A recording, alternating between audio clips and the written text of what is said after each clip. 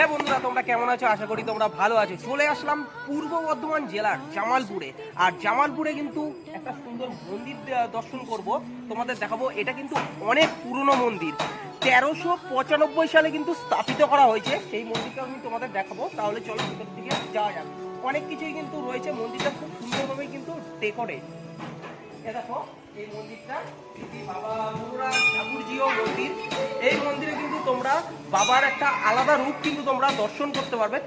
তাছাড়া বুদ্ধ পূর্ণিমার সময় কিন্তু এই মন্দিরে প্রচুর ভিড় হয়, কিন্তু সেই সময় কিন্তু এখানে বাৎসরিক পুজো হয়। তাছাড়া সোমবারও কিন্তু তোমরা এই জায়গায় প্রচুর ভিড় কিন্তু পাবে। খুব অসংখ্য বিভিন্ন জায়গা থেকে কিন্তু অনেক দর্শনার্থীরা আসে এই জায়গায় বাবার মাথায় জল ঢালার জন্য।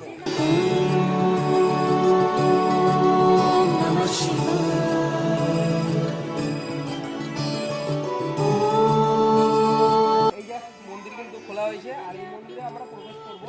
আর মন্দিরের দুটোই কিন্তু জায়গা রয়েছে, তোমরা প্রবেশ করতে পারো। তাহলে চলো আমরা প্রবেশ করি আর তোমাদের এখানে দেখাবো একটা, মানে এই মন্দিরে যে লিঙ্গটা রয়েছে একটা আলাদাই কিন্তু তোমরা দেখতে পারবে। শিবলিঙ্গটা এখানে কিন্তু 7টার দিকে কিন্তু আরতি হয়, অবশ্যই তোমরা কিন্তু এই আরতিটা দেখতে পারো।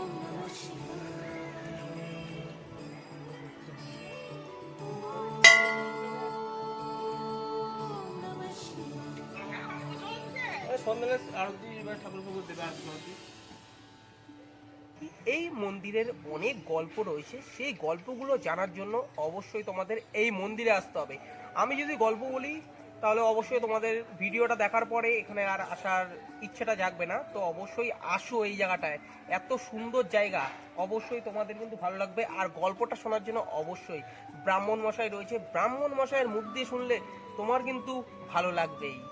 6:40 আর ঢাকের আওয়াজ কিন্তু বাজছে, আর একটু পরেই কিন্তু আরতি শুরু হবে।